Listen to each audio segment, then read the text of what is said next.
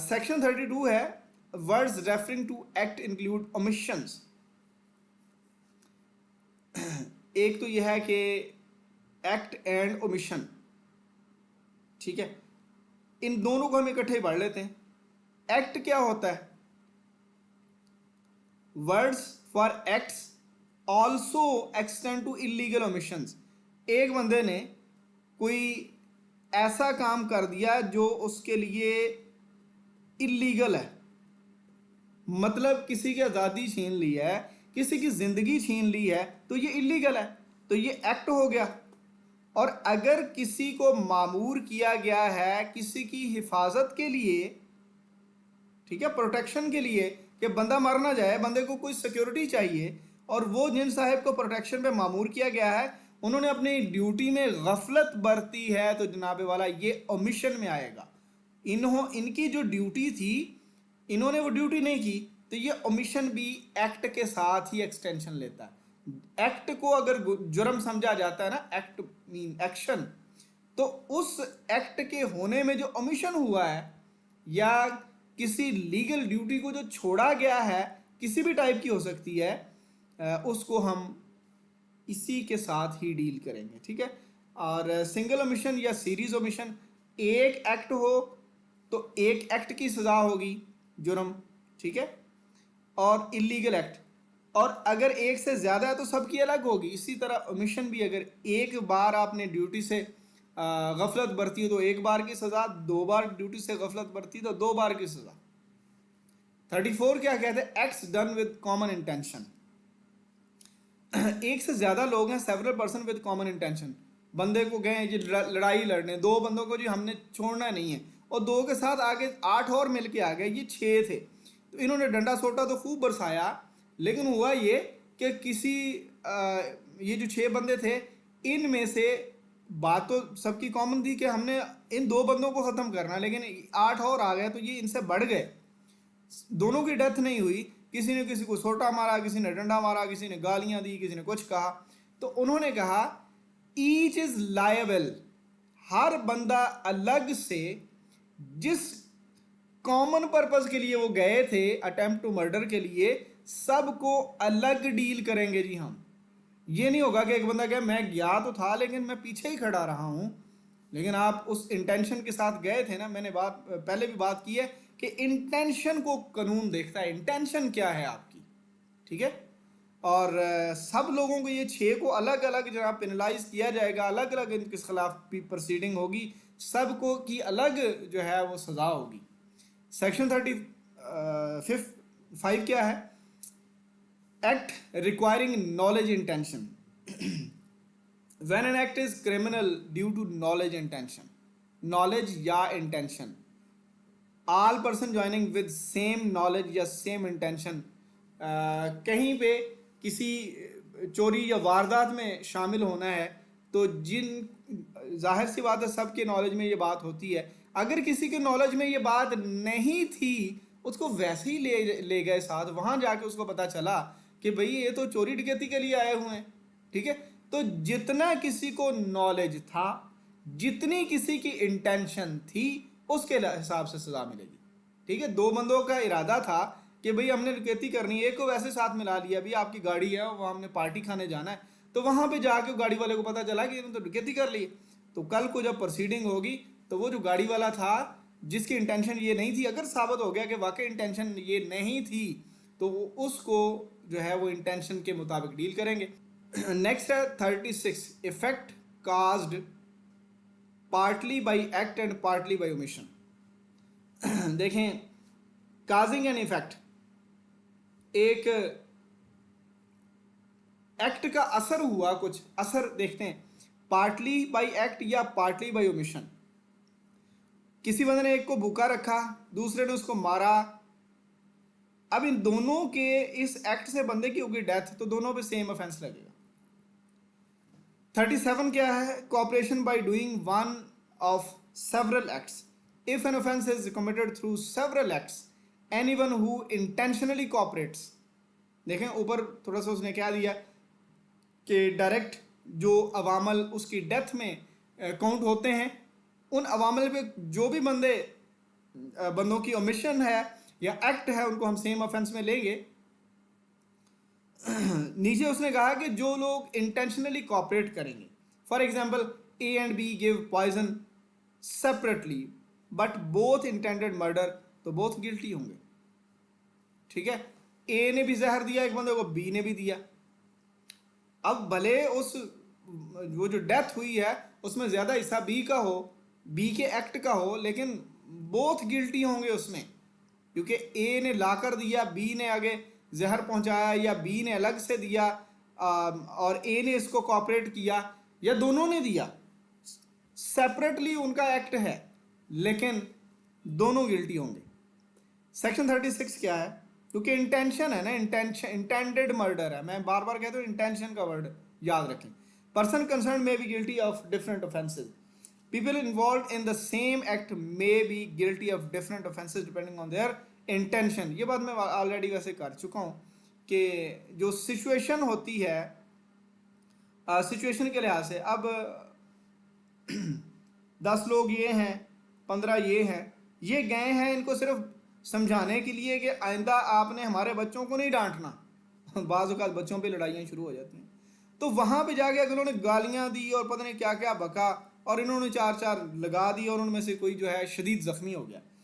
अब वो जो शदीद ज़ख्मी हुआ है, अगर तो ये घर से कोई डंडा सोटा लेके गए थे, कोई पिस्टल लेके गए थे, तो इंटेंशन और होगी।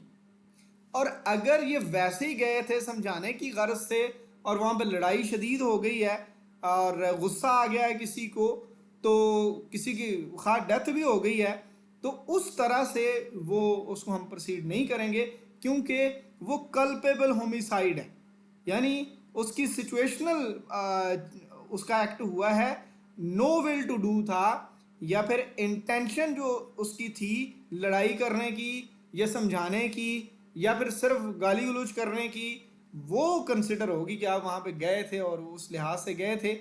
अगर वो घर से पिस्टल वगैरह या छुरी या इस तरह की चीज़ नहीं लेके गए या इरादा करके नहीं गए, तो फिर उस पे उस तरह मर्डर का केस नहीं चलेगा।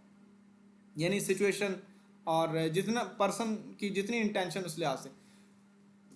वॉलंटरीली क्या होता है?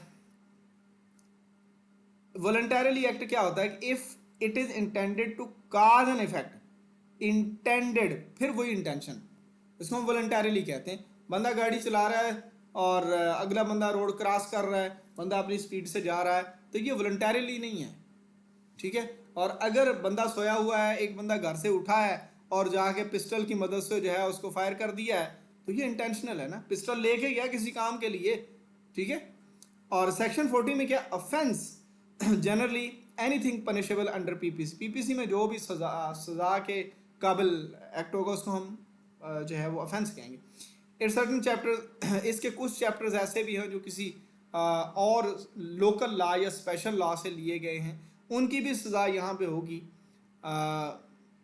उनकी कुछ जो है जब आप रीडिंग करेंगे ना एक्ट की, तो वो सेक्शन नंबर भी कुछ दिए हुए हैं। उसके बाद है स्पेशल लॉ। स्पेशल लॉ होता है स्पेशल मकसद के लिए, जिस तरह लैंड रेवेन्यू एक्ट है, ठीक है, या टेनेंसी एक्ट है, तो वो स्पेशल मकसद के लिए। और दूसरा होता है लोकल लॉ, ये स्पेशल एरिया के लिए होता है, जिस तरह जो है हमारे ट्राइबल एरियाज में जो है वो एफसी। ठीक है,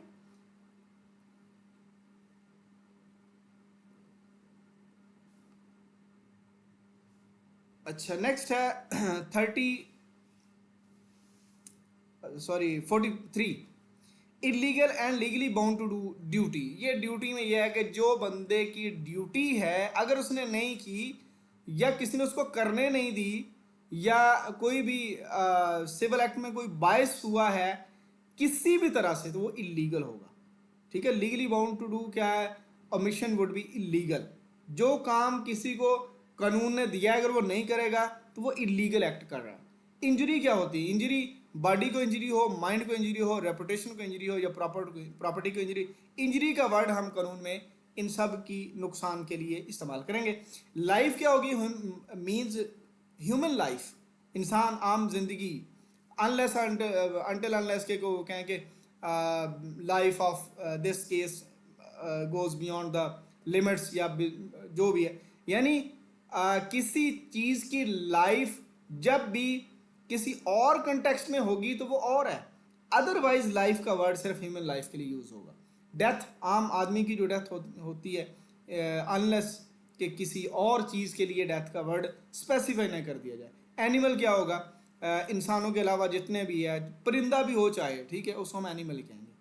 वैसल क्या, anything made for water conveyance of people और गुड्स, जिस पानी ले जाने वाली जो भी चीज़ें वैसल कहेंगे। ईयर एंड मंथ क्या होगा, ये जो ब्रिटिश कैलेंडर हमारा जनवरी फरवरी वाला लागू है, इसके साल को हम साल कहेंगे, इसके मंथ को हम मंथ कहेंगे। इसके अलावा जो हमारे इस्लामी हैं या जो जेठ हमारा चेत बैसाख वाले हैं, वो यहाँ पे लागू नहीं होंगे। सेक्शन 50 है, a numbered portion of a chapter in P. P section क्या है, सेक्शन 50, सेक्शन फलां, सेक्शन फलां। तो ये पीपीसी में जो भी ये जो पोर्शन वाइज चीज़ें सेपरेट की हुई हैं, उसको हम कहते हैं वो पीपीसी का एक सेक्शन है, ठीक है, वो पोर्शन है, एक सेक्शन, दफा। 51 क्या है, ओथ। ओथ मीन हलफ होता है कि अदालत में गवाही के तौर पे कहा जाता है कि आप हल्फन ये बात कहें, सॉलम अफर्मेशन, ठीक है। तो एफिडेविट वगैरह, अब ये एफिडेविट में भी और आम गवाही में भी कहा जाता है कि आप हल्फन ये बात कहें और अल्लाह को हाजिर नाजर जानकर कहें और कहें कि मैं जो कह रहा हूँ सच कह रहा हूँ, सच के अलावा कुछ नहीं कह रहा। अदालतों में ये कहलवाया जाता है। तो खा उसको कसम के तौर पर समझा जाए या कानून में कसम को जो है प्रोटेक्ट किया जाए या ना किया जाए, ओथ यानी जो भी इस तरह की गवाही होगी, अफर्मेशन जो भी होगी, उसको हम ओथ ही कहेंगे, खा वो अलग से एफिडेविट ना हो, आम गवाही क्यों ना हो, ठीक है। जो आप डिक्लेरेशन दे रहे हैं किसी भी अथोराइज्ड ऑफिसर, अपने जजेस के सामने या किसी भी अथोराइज्ड ऑफिसर के सामने, फॉर प्रूफ इन और आउटसाइड द कोर्ट, कोर्ट से अंदर या कोर्ट के बाहर जो आप अपनी रिटर्न स्टेटमेंट दे रहे हैं, उसको मौत कहते हैं, बयान अल्फी। अच्छा, उसके बाद है 52, गुड फेथ। गुड फेथ ये पहले भी यूज हो चुका है। गुड फेथ कहते हैं कि आप काम करना चाह रहे थे सही, लीगल, बीच में कोई मिस्टेक हो गई, ठीक है, तो वो फिर जो ड्यू केयर इंटेंशन के बगैर काम हुआ है, nothing is said to be in good faith. अगर आपकी इंटेंशन या आपने केयर जो जितनी करनी चाहिए थी वो नहीं की, तो हम उसको गुड फेथ नहीं कहेंगे। अगर आपने लीगल ड्यूटी किया पूरी ईमानदारी से, फिर छोटी मोटी मिस्टेक हो गई तो वो गुड फेथ में होगा और उस पर सजा नहीं होती। लेकिन अगर आपने वो जो ड्यू केयर है वो नहीं की, या जो उसकी प्रिकॉशनरी मेजर्स हैं वो नहीं लिए फायरिंग करते वक्त वगैरह वगैरह, तो उससे जो नुकसान हुआ तो उसके ऊपर आपको पकड़ा जाएगा। 52A क्या है, हार्बर क्या होता है, किसी को शेल्टर देना, यानी कोई बंदा अरेस्ट होना है, उसको अरेस्ट से बचाने के लिए आप अपने पास छुपा लें, आप उसको असला दे दें, आप उसको फूड दे दें, शेल्टर दे दें, इसको हम हार्बर कहते हैं। ये 50A यानी इसको एक्सप्लेन करता है। इसमें यह है कि खाना वगैरह, चूँकि इसमें कुछ सेक्शंस हैं जो एक्सेप्शनल हैं या जो एक्सेप्शन देते हैं कि वाइफ वगैरह या वाइफ को अगर हस्बैंड शेल्टर दे रहा है तो वो एक्सेप्शंस में आ जाएगा। तो यहाँ तक ये पार्ट था हमारा जनरल एक्सप्लेनेशन का। नेक्स्ट हम जो एक्सेप्शंस हैं उनको देखते हैं।